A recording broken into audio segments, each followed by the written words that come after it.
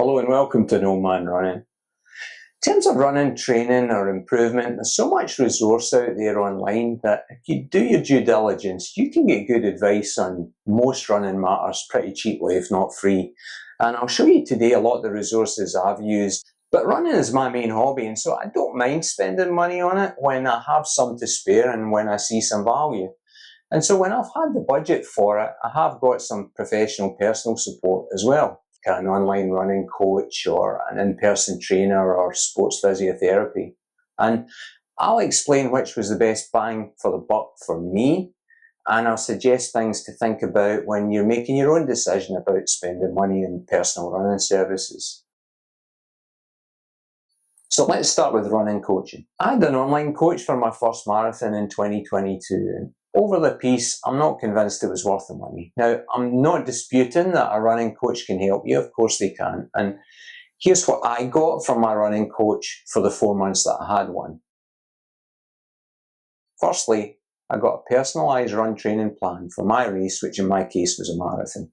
The coach fed it to me about 3 weeks at a time with the goal of being able to adapt as the training went on. Whilst I appreciated that flexibility, and I know it's something most online coaches do, looking back, I think I would have insisted in also getting a broad outline of the overall training programme. With the coach, of course, you get the accountability of reporting on the results of each training session, and that's a big motivator to actually get your butt out and do it when you're feeling sorry for yourself. And of course, reporting on your session is also about getting feedback and making adjustments, and I think here is one of the key differentiators between coaches. Some will just send you stock answers and others will actually dive into a review of your performance in more detail. Another area I got good value was that I had a couple of minor injuries during the training, and the coach was able to provide adjustments and recommendations on what to do, when to run and not run, and so on. And then finally, a good coach will also give you specific recommendations on cross-training and strength training. Again, this is a key differentiator. Will your coach just say you should do these, or will they be specific about what to do and where it fits in your training? Now, can you find most of these things without a coach? I think so. Let's start with a run training plan. And again, I'll talk about a marathon training plan because that's where I've used plans, but I think the general principles here can apply across the board. Now, there are some great free resources out there. For example, if you go to Runner's World here, you can read marathon training plans all the way from beginners to sub 3 hour. I used one of their plans to train for my second marathon in Valencia, where I ran 3:49.19, which was a Boston qualifier for my age. Now, it's a little tricky to navigate around the free resource, and it's not easy to download something user-friendly without a ton of cut and paste.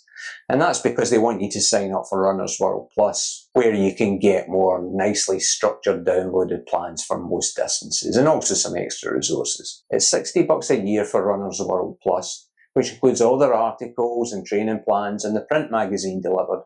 And I think it's worth it for at least 1 year. And also at certain times of the year, they'll run annual deals at a significant discount for first timers. I think I got mine for $25. The site itself is a pain to navigate. The interface between the regular free content and the Runner's World Plus content is really clunky, and frankly it got so annoying to me that it was a big reason that I didn't renew my subscription. Now, one thing you'll find with running plans is reference to different paces you should be running at: tempo, interval pace, 5k pace, easy pace, recovery pace, so on. Running World is a free pace calculator here, and it's easy to use here. As you can see, you can plug in your recent race time or a target time and it will give you paces to match the training program runs. Another site with a great calculator is Macmillan. This is a lot more sophisticated than the Runner's World one. You enter a target time for a race distance and also a recent race time. It doesn't need to be the same distance as the race you're going to do. And it also tries to adjust for whether your main strength is speed or endurance, although if you don't know, it allows for that too. And here's an example for a marathon goal based on a recent half marathon run I did. As you can see, they try to get you to create an account, and I've done that, but you don't need to. The results screen here is comprehensive. It will give you training paces for a range of scenarios and also give you predicted race times for a range of distances. If you want an actual plan, it's $50, or they also have various subscription options. For my first marathon in 2022, I chose one of the more expensive options, which was an online coach at $199 per month, which also gave access to all their on-site resources. I liked the coach, but I think for the price, there wasn't enough guidance for a newbie marathoner. Another site is higherrunning.com. This was founded by long-distance pros Sage Kennedy and Sandy Nypaver. I bought a marathon plan from the site, which also comes with a nice training guide you see here, which explains all the different paces and types of runs, and also includes good illustration of strength training exercises. The plan itself is very detailed. In terms of layout, it's a little busy, but the price is $20, which I think is good value. And I'm going to consider this plan in training for my next marathon in May next year. Now, there's plenty more sites. I've also used Marathon Handbook, which has some totally free training plans for half marathons and marathons, and you get those in exchange for subscribing to their email. Another great resource for training, of course, is YouTube sites. My favourite are Coach Parry and especially This Messy Happy. I also attended a webinar from Coach Parry talking about how he changed his father's training program as his father aged, and to great effect. And the advice that I got from that was a big influence on my own adaptation to training as I get older. So even if you get a running coach, I think it's a good idea to review these and other online resources. Almost all of them will offer you coaching, and by spending time reviewing, you can get a feel for whether one in particular is a good fit for you.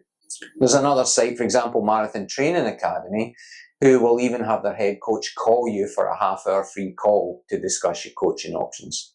Overall, though, I believe that for something between $3 and $50, you can, with a bit of effort, pull together a training plan and understand what it's telling you to run in terms of types of run and paces. I also feel as I get experience, I'm able to piece together my own plans. The basic components of a marathon plan, for example, are easy runs, long slow runs, tempo runs, recovery runs, intervals, and then long runs with race pace. A key consideration is don't do two hard runs one after the other. So combine all of that with some cross training, strength training and rest, and fit it in your schedule, and hey presto, you've got a marathon training plan.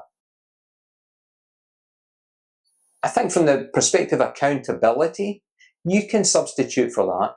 And one thing I do is make arrangements with friends to run, and it's really important to me not to let them down.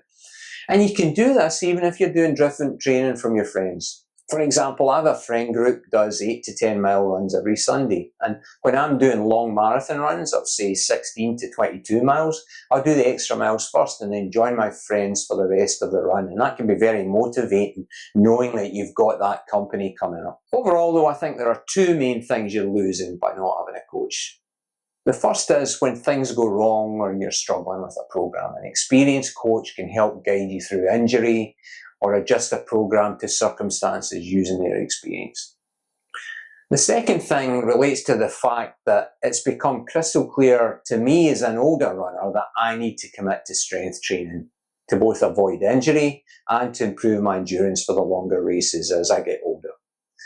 Now, I've tried the self-research path myself, and certainly there are plenty of resources available on injury avoidance and strength training exercises for runners in general, and even for older runners in particular. The problem for me has been more about narrowing down the range of exercises recommended to runners into a kind of coherent program. A friend of mine invested in a personal trainer for a period of time. For him, it gave him a focus that just picking exercises from articles or newsletters lacks. More importantly for him, however, was the presence of his trainer in the gym with him and showing him exactly how to do the exercises in the correct form. So he did this for a couple of months, and now he works sort of independently on the program that was developed with a confidence that he's done it properly, and he considers that a good investment. This is in contrast to me. I spent a lot of time in the gym during the summer this year, but it was just a haphazard program I developed through various runner strength training recommendations and through trial and error. And I'd hoped this would build strength and keep me uninjured, and while it clearly did the former, it really didn't seem to help me with the latter. I've had a few injuries this year which have definitely restricted my running more than usual. And it feels like I'll fix or get over one area, like a calf, and then I'll move to somewhere else, like my foot, or my sciatic nerve, or my quad. And my most recent quad injury was really discouraging because it just didn't respond to rest or massage or strength training or frankly anything I tried to do. And for the first time, I didn't really have a plan for how I was going to get past it. Like, I just didn't know what to do. And in the past, my doctor had referred me to a physio to deal with a specific issue, but I really felt that there was something more overriding, and that if all I did was deal with this quad issue, it would just move elsewhere. So with that very vague brief that I think I may have something vaguely wrong with the mechanics of my body, I went to a new private business in my area. So the business was labelled a private training studio, but what attracted me to it was this quote from the owner in an article. It said, "You're a body, not a part. I look at the whole body, and a small change in body mechanics can create problems down the road somewhere else." The owner, a doctor in physical therapy, starts each client with a free movement analysis, and that's intended to kind of identify muscle imbalances and incorrect movement patterns, and then develop a discrete program for you. And I have to say, after a few visits, she seems to be delivering a program specifically tailored to my weaknesses that addresses development needs that I have that I could never have properly identified my own, let alone solve. Now, I've got some specific issues I can certainly see myself with my mechanics. My right leg action is different from my left. It kind of swings my foot out and back in rather than a straightforward back and forward motion.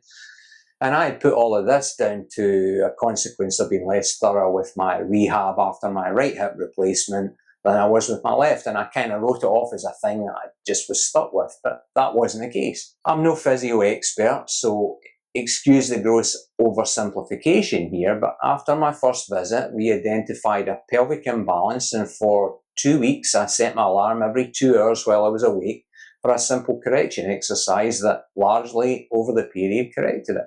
Another consequence of this imbalance was muscle asymmetry between my legs. My left quad is weaker and my right hamstring is weaker.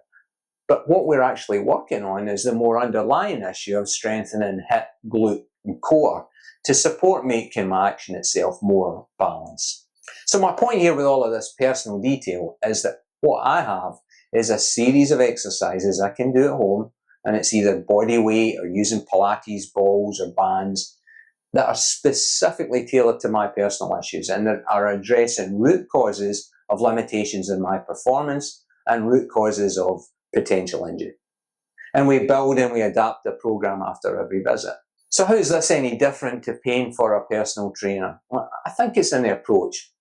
I feel like trainers have a set bag of tools for specific sport and activity. So they'll have here's your exercise for running marathons, or here's general strength training for speed, so on and so forth. In contrast, I feel like the person I've found starts with identifying your issues and then adapts tools to deal with how these issues get in the way of your goals. A typical session in the studio is also combined with specific stretches or heat, or pressure point treatment that deals with the exact barriers to improvement I have right now. So I walk in not knowing exactly what the session will bring, but I have confidence that it will be effective. So in my area, the costs are similar between an online running coach, personal trainer, and a dedicated expert physio. So the latter is where I'm spending my money. And how much am I talking? Probably around 150 to 200 a month. So it's a fair old investment. So I won't do it forever. And how long? I really don't know. Right now I'm in repair mode, but I feel it could be effective for performance improvement. However, I also do accept as an alternative that personal trainer, as my friend experienced, can be right beside you there in the gym, showing exactly how to do a set of exercises and giving you that motivation when you're right there. It's a very efficient way to do a workout. And you walk in knowing exactly what has to be done and you're led effectively through all of that. And so maybe after having my mechanics improved, moving to a personal trainer for a couple of months might be a good move. And I think that's an important point. It kind of depends on where you're at and what your individual circumstances are, what will suit you best. And considering spending money for personal support for your running training or your running goals, I think key concept is substitutability, but Also, substitutability for the specific stage you're at right now. The more personal the support is to your body or your strengths and weaknesses or your goals at the moment, the less you can substitute it with alternative, cheaper resources. So in my case, having a sports physio worked for me. In my friend's case, it was a personal trainer. For others, a running goal could be the stimulus they need maybe to hit a new personal best. And I think it's worth spending a good bit of time thinking about this concept of substitutability before committing to what could be an expensive mistake. I hope this video was interesting and perhaps even useful for you. If it was, please give me a like and consider subscribing to An Old Man Running. Thank you.